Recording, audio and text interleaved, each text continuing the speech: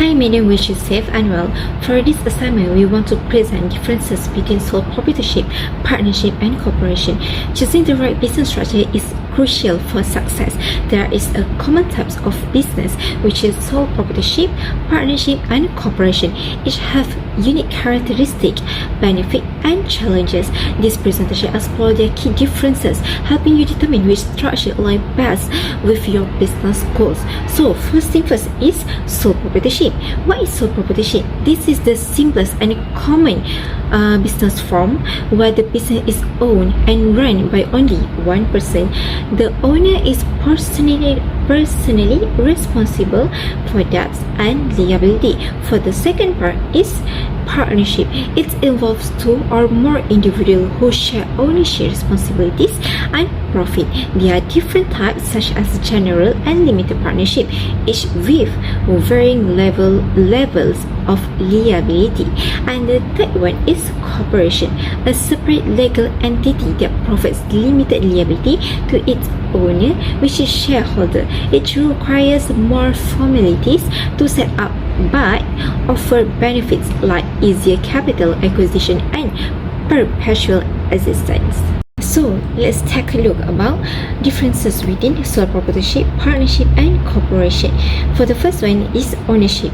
For sole proprietorship, a sole proprietorship means that a single person owns the business and has full control of its operation. Since there is no legal distinction between the owner and the business, the owner is responsible for all profits, debts, and liabilities.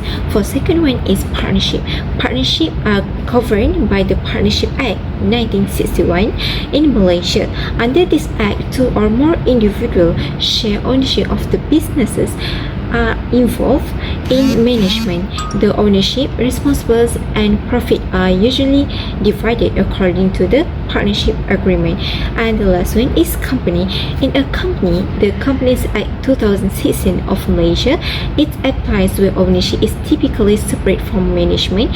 Shareholders own the company, but they do not usually run the day-to-day operation. The rules fall to directors or managers. Ownership is determined by the holding of shares in the company.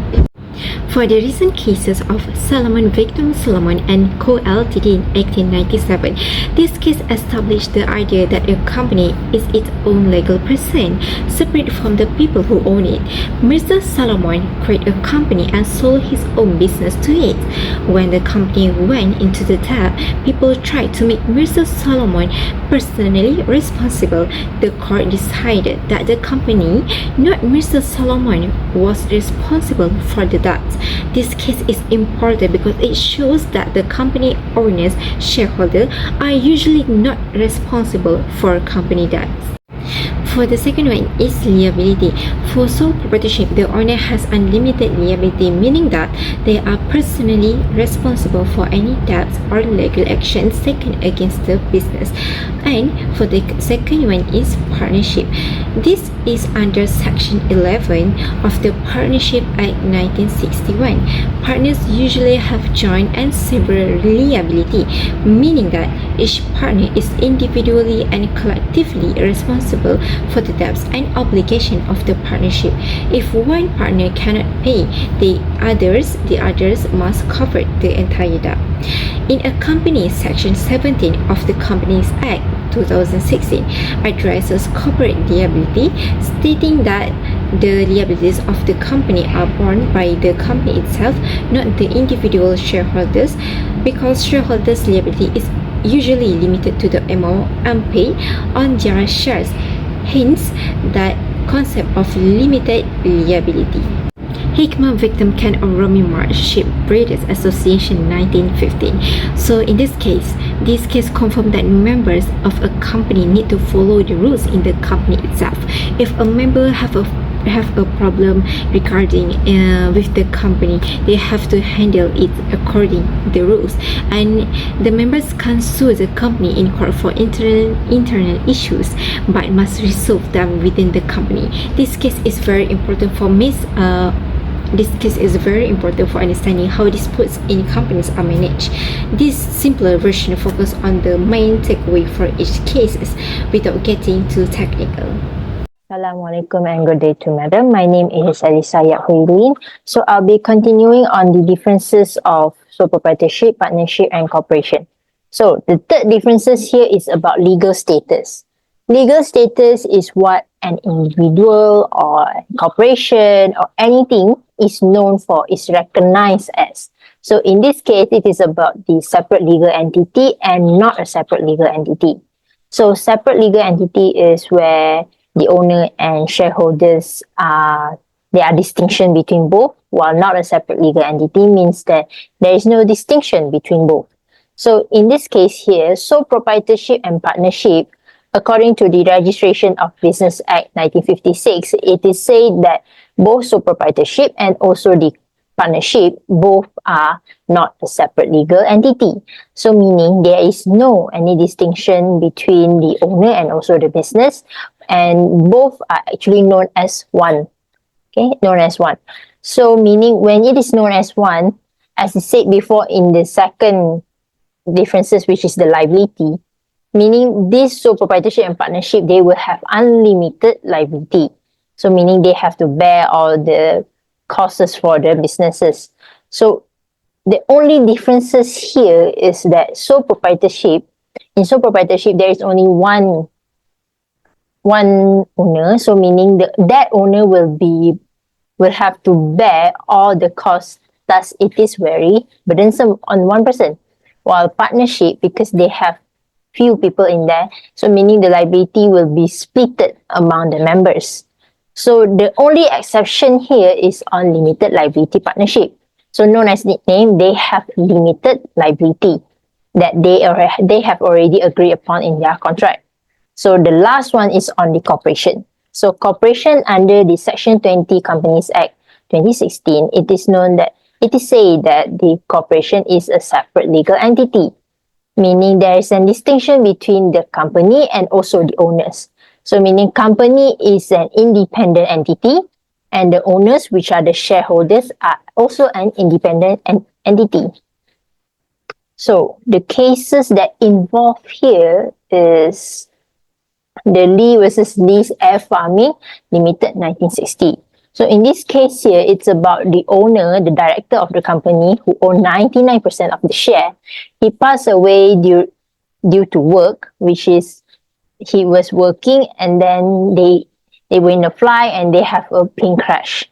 So what happened is that the wife tried to claim for compensation under the Workers Act in their country, but they bring it to court and the court held that since the owner and also the corporation is a separate legal entity, so they should have paid the compensation to the wife, because the owner is also actually a worker, an employee for the company, where Mr. Lee here had already signed a employment contract with the company. Moving on is on taxation. So as we said before about separate legal entity, so we can relate it to this case where because of this separate legal and not a separate legal entity, so sole proprietorship and also partnership both will be taxed under their own personal income tax. Okay, sole proprietorship will be taxed under Section 4A, known as sole proprietorship business income, while partnership will be taxed under Section 4A also, but is known as partnership business income. So the advantage of being taxed under their personal income tax is that they will have a lower taxable income because they can deduct their business expenses directly from their income. So proprietorship, the owner itself, because he's owning a loan, so he can deduct all of his expenses in his income. But for partnership, they will be deducted according to their own ratio. So for example, this partner have 60%, this partner have whole 40% of capital, for example. So the 60% person can deduct 60% of their business expenses from their income, while the one who hold the 40% can only deduct 40% of their business expenses from their income. So the last case is on the corporation. Taxation is not really friendly to corporation because of double taxation. They will have double taxation, first on the corporate income tax under section 44 of the Income Tax Act, meaning it will be taxed under the corporation. Second is taxed under the shareholders dividend tax. So this is actually the shareholders personal income tax, where it will be taxed on the dividend section. Fortunately is that in Malaysia, dividend tax is exempted, so meaning corporation will also only be taxed once, which is under the corporate income tax. That is all from my part. I'll be passing on to my friend who will continue on perpetual. Hi, my name is Dana Maisara. So I will continue the presentation with another differences, which is the continuity of business. So continuity of business, it refers to how these three types of business can continue its operations despite the changes such as the death or the retirement of its owners. So in the first types of business, which we have the sole proprietorship, as we know that it has no legal distinction between the owner and the business. So if the owner dies or retires, the business typically ceases to exist. The assets and liabilities of the business become part of the owner's personal estate. So if in this situation, the continuity plan is that the sole proprietor can create a succession plan by passing on assets and all of their suppliers and client relationships to another successors by using a legal certificate law. So the business can operate automatically. So for partnership can face dissolution if one of the partners dies or retires or exits unless there are provisions made in the partnership agreement. So in the absence of a formal agreement, the death or withdrawal of any partner, it generally will lead to the dissolution of the partnership, unless, as I mentioned before, the remaining partners agree to continue the business. Usually, partnerships have a buy-sell agreement or a terms in the partnership agreement to manage the exist partner and to ensure the business continues smoothly. And lastly is the company. So company has its perpetual succession, meaning here is that its existence is not affected by changes in the ownership. As example, the death or the resignation of shareholders or the directors.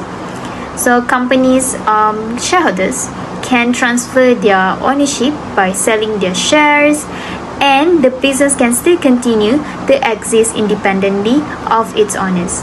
So in this case of differences, companies have more structured governance through boards of directors and the management teams, which allow for a smoother transitions in the leadership of the company. Now moving on to my next slide, which is the revenue. So revenue is an essential aspect for a business to grow. So it is also means that the ability for a business to raise capital, which depends significantly on the legal structure of the business. So the first one we have is the sole proprietorship. We know that sole proprietorship is legally not separated from its owner. So then the capital is typically raised through the owner's personal savings or the owner's personal loans. So the owner may have to use their own personal assets or as a collateral to the bank to secure their financings. So since there is no distinction between the owner and the business, raising larger amounts of capital may be challenging for sole proprietorships, and the business itself cannot tap into an equity financing. Moving on to the partnerships. So one of the most straightforward ways for partnerships to raise capital is for each partner to contribute more capital from personal savings or their own personal resources. Partnerships like the sole proprietorships, they can raise capital by applying for loans from banks. However, loans may be secured by the personal assets of the partners, as the partners are personally liable for the business's debts unless it is a limited liability partnership. which is known as LLP. Partnerships also can raise capital by bringing in new partners. So this can be done by offering equity or an ownership stake in exchange for additional capital contributions. So partners are generally personally liable for business debts in a general partnerships, and the ability to raise large amounts of capital is limited unless they convert to a different structure such as a company. And lastly, we have the company or the corporations. So one of the most significant advantages of a company is the ability to raise the capital by issuing shares. By issuing shares, it can be done through two types of shares, which is the private placements and the public offerings, which is the IPO. So the first one is private placements. It means that they can sell shares to a small group of private investors, venture capitalists, or investors. However, on the other hand, IPO is for a larger companies, which is going public through an initial public offering, which allows the business to raise substantial capital by selling shares on the stock exchange market. So companies here may also raise funds through convertible debt, which allows lenders to convert their loans into equity, or also known as shares, if the company performs well.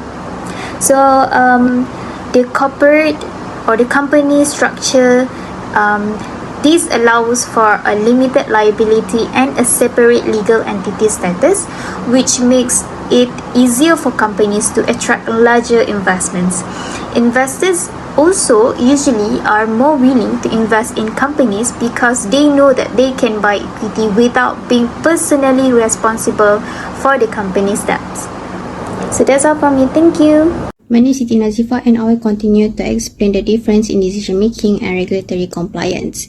In decision making, for sole proprietorship, the business is owned and managed by one individual. This gives the owner complete control over all business decisions, making the process very flexible and fast. The owner doesn't need to consult anyone, so decisions can be made quickly and efficiently, which is useful for small-scale businesses. However, the downside is that there is no one to share the responsibilities or contribute new ideas. Next, for partnership, decisions are typically shared between the partners either equally or according to a partnership agreement. If there is no agreement, decisions are often made jointly, which can slow the process, especially in case of disputes or differing opinions. A well-drafted partnership agreement can clarify how decisions are made, including what happens if partners disagree. This shared responsibility can be beneficial for balancing workload and generating diverse ideas. For Section 6 of Partnership Act implies that unless stated otherwise in a partnership agreement, all partners have an equal say in the business decisions. This means decisions should be made by mutual consent. If partners disagree, it can slow down the decision-making process. And lastly, corporation. In a corporation or company, decision-making is more formal and structured. The company is managed by a board of directors elected by the shareholders, and key decisions are made through board resolutions. This creates a slower, more structured decision-making process, as the board must follow corporate governance rules, and decisions may require shareholders' approval. Although this adds complexity, it ensures accountability and protects shareholders' interests. In Section 211 of the Companies Act specifies that the management of a corporation is vested in the board of directors. The directors are responsible for making key decisions for the company, usually through formal board meetings and resolutions. For regulatory compliance, for sole proprietorship, regulatory requirements for a sole proprietorship are relatively minimal. The business needs to be registered with the Companies Commission of Malaysia (SSM) under the Registration of Business Act 1956. But there are no formal requirements for filing annual financial reports, holding board meetings, or maintaining detailed records. This makes it easier to start and maintain, but might lack formal structure. In Section 5 of Registration of Business Act 1956, requires that all sole proprietorships be registered with the Companies Commission of Malaysia (SSM). This is the main legal requirement, and failure to register can result in penalties. However, sole proprietorship do not need to file annual financial reports or follow strict regulatory requirements, making compliance relatively simple. Next, for partnership. Partnerships are registered under the Partnership Act 1961. Although partnerships have fewer compliance requirements than corporations, they still need to register with SSM and maintain business records. However, unlike corporations, partnerships don't need to file annual financial statements with SSM. Each partner has unlimited liability, which means they can be personally responsible for the business debts. Additionally, while partnerships are informal compared to corporations, it's essential to maintain accurate accounts for profit distribution and tax purposes. Section 10 of the Partnership Act states that all partners are jointly and severally liable for the debts and obligations of the business. This means if one partner makes a decision that causes debt, all partners are responsible for paying it back, even if they didn't agree to the decision. And in Section 45, requires partnerships to register with SSM, similar to sole proprietorships. However, partnerships are not required to file formal annual financial reports, making compliance less strict than in corporations. Lastly, corporation. Corporations are governed by the Companies Act 2016 and are subject to the highest level of regulatory compliance.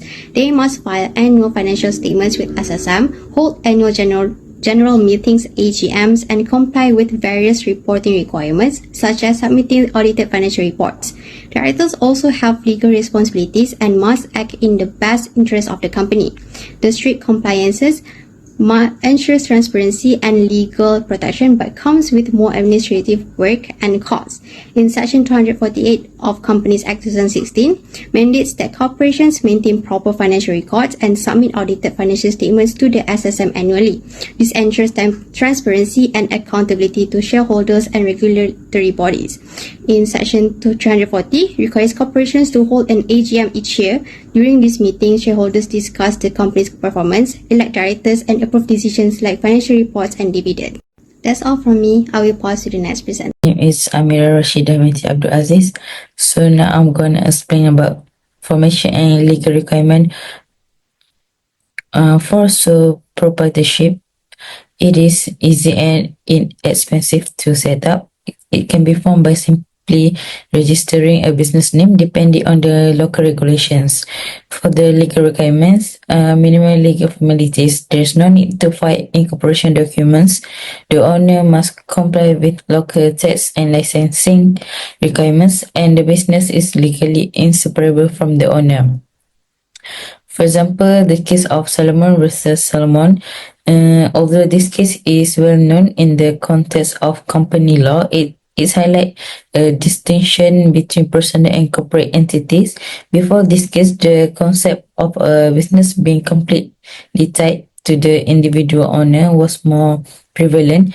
In this case, it was established that a company is a separate legal entity from its owner. In sole proprietorship, the business and owner are legally the same, and in this case, contract with corporate law, where the company becomes a separate entity with its own legal personalities. And next is partnership. So partnership requires a formal agreement between two or more individuals to share profits, responsibilities, and liabilities. Partnership can be general or limited, and while the registration process is relatively simple, partners should have a written agreement outlining their terms. In legal requirements, partnership may need to register with government authorities depending on the jurisdiction and typically file for tax identification.